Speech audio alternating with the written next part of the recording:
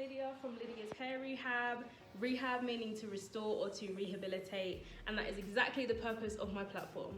I created it because I really want to encourage girls to embrace how God has made them and love their kinks, coils, and afro hair.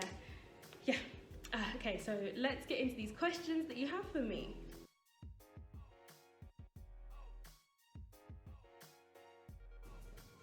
First of all, what should I be trying to learn about my hair as I start this journey? Now, all of these questions are orientated around the challenge, the journey of transitioning back to natural hair.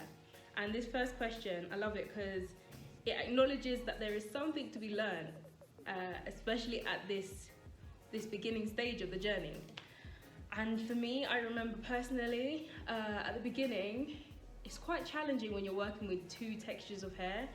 A lot of the time when you're transitioning, you're coming from heat damaged or relaxed or texturized hair, and you're having to work with dual textured hair, and that's quite a challenge, especially when what's growing from your scalp, this natural hair that's coming from your scalp, is not a texture that you're actually accustomed to caring for because of how long you've been working with the damaged or relaxed or texturized hair. And so to answer the question, what should I be trying to learn? I think first of all, just trying to learn what the hair responds well to. Not trying to learn about hair typing or, porosity or like certain things. It's easier to learn about those the longer your hair gets and the more natural your hair is, because it's hard to figure out these things when you're working with the two textures. So you'll see a lot of people in the natural hair community talking about porosity and talking about density and talking about 4C, 3A, blah blah blah blah blah, hair typing and all this stuff. I think first and foremost, it's really important to just get out of your head almost everything that you're being fed at that time, because it can be quite overwhelming. All of these new terminologies and methods and stuff. At the same time, it can be really exciting, thinking, oh yeah, I just want to know this, and this about my hair. I think before any of that, just learn what your hair responds well to. And I mean that in terms of just staple products, oils, leave-in conditioner, shampoo and conditioner, deep conditioner. And I think that's a really important thing to do, and also hair tools, but we'll get into that later.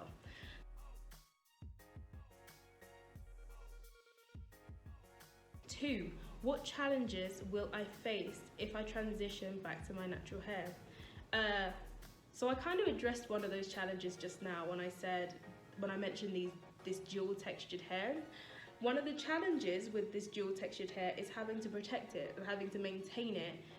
And learn it, how it responds, because you're dealing with two. I know that for me it was quite challenging because my relaxed hair was so thin and damaged, whilst my new regrowth was so thick and full. I was like, how can I deal with both of these on the same head? How can my one head of hair have two different hairs? Do you know what I mean? That was one of the biggest challenges, and learning how to deal with that, because I was not ready to cut off the relaxed hair yet. I was holding on to that length. So one of the challenges in transitioning is how to care for these two textures, especially at the point where the relaxed hair or pre-transition hair meets the natural hair, because that is a very weak point. That's your weak spot, and that is a point that will be very prone to breakage because of the two different textures. It's going to be a point where you're going to have to be mindful to take care of. And so detangling, or just generally styling, all of the things that would make up general maintenance of your hair, you're going to have to take into consideration that point in your hair, that point where the two textures meet.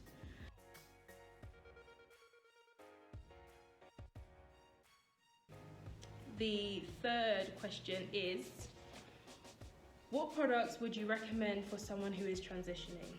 Okay, I remember at this stage, I wanted a product that would give my hair moisture, but at the same time, because my hair was relaxed, I didn't want anything that would sit on my relaxed hair and feel heavy.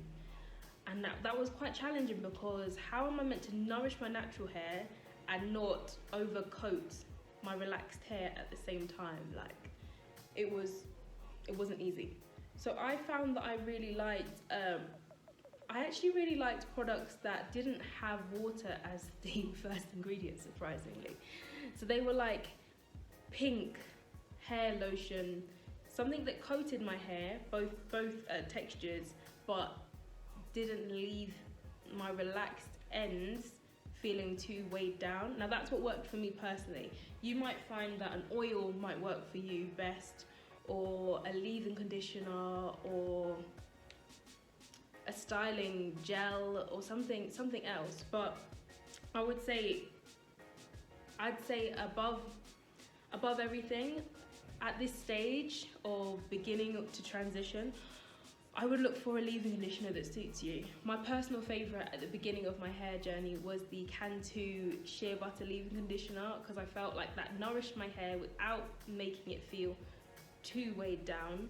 And it just worked for my hair type. But again, what works for me might not work for you. So it is really, really valuable to shop around and to read reviews, to follow people who share their experience with products, knowing that it might not work for you in the same way.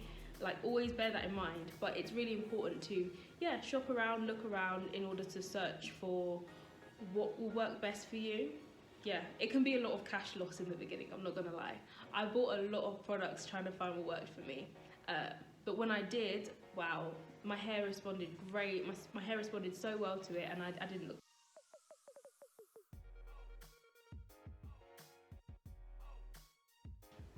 Okay, fourth question. What should I avoid doing as I go back to my natural hair? I had to learn this stuff the hard way. I had to learn all the don'ts through doing the don'ts. So thankfully, I'm able to share my experience with you. Things that you should not do. Things that you should not do. You may be used to like using a comb on dry hair, because when your hair's relaxed, combing dry hair isn't a problem, it's not an issue. Or when your hair is heat damaged or pre-transition, you may find that there's certain practices that you're really used to and that don't affect your hair negatively at all, that you just have to quit them when you're transitioning, because you'll find that the damage is actually really detrimental to the health of your hair. Now again, I'm referring to when your natural hair is already starting to grow, and there's the point where your pre-transition hair meets the transition hair, and that point is really weak in the strand. And because of that, you have to be so mindful when you're just detangling, or when you're just doing things that you would have normally not thought anything of. You have to be a lot more careful with your hair, because you have you have a weak spot right there, that point. So yeah, in terms of detangling, that's one thing that it's not that you should avoid, but you should avoid doing certain things the way you used to do. You need to get into the mentality that this is a whole new ball game. You're working with a whole different texture of hair, and as such, you're going to have to treat it according to the way that it's growing out of your scalp, not to how it was before.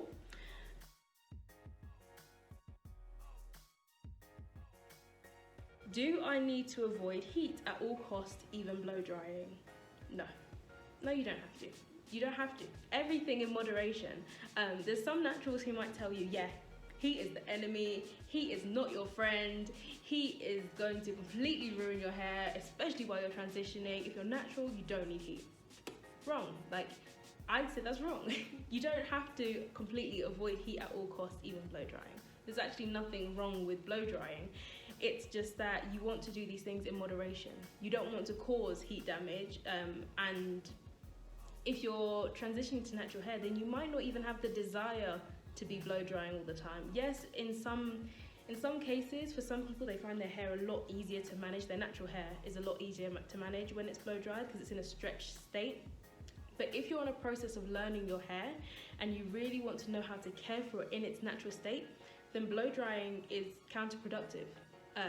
You might find in the transitioning stage that it might help you deal with these dual textures, because blow drying might make your natural hair feel and look more like your pre-transition texture, so it will look more uniform.